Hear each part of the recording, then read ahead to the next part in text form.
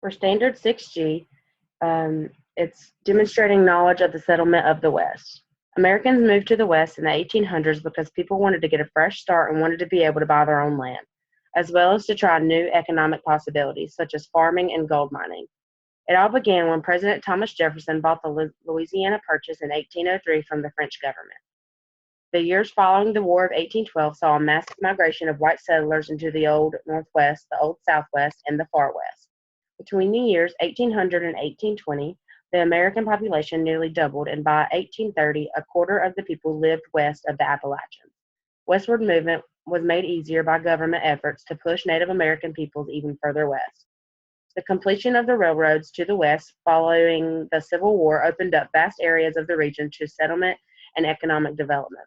White settlers from the east came across the Mississippi to mine, farm, and ranch. African American settlers also came west from the deep south, convinced by promoters of all black western towns that prosperity could be found there. Chinese railroad workers further added to the diversity of the region's population. By the 1880s, most American Indians had been confined to reservations, often in areas of the West that appeared least desirable to white settlers. The cowboy became the symbol for the West of the late 19th century, often depicted in popular culture as a glamorous or heroic figure. The stereotype of the heroic white cowboy is far from true. The first cowboys were Spanish vaqueros who had introduced cattle to Mexico centuries earlier. Black cowboys also rode the range. The life of the cowboy was far from glamorous, involving long, hard hours of labor, poor living conditions, and economic hardship. The myth of the cowboy is only one of many myths that have shaped our views of the West in the late 19th century. In the late 1800s, while Americans expanded their settlements in the western part of the country, they claimed land traditionally used by American Indians. The Indians were hunters, and they struggled to keep control of their hunting lands.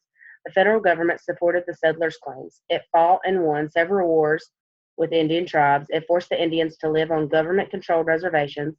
Most of the settlers, however, were strong people. They did not expect an easy life, and as time passed, they found solutions to most of the problems of farming on the Great Plains.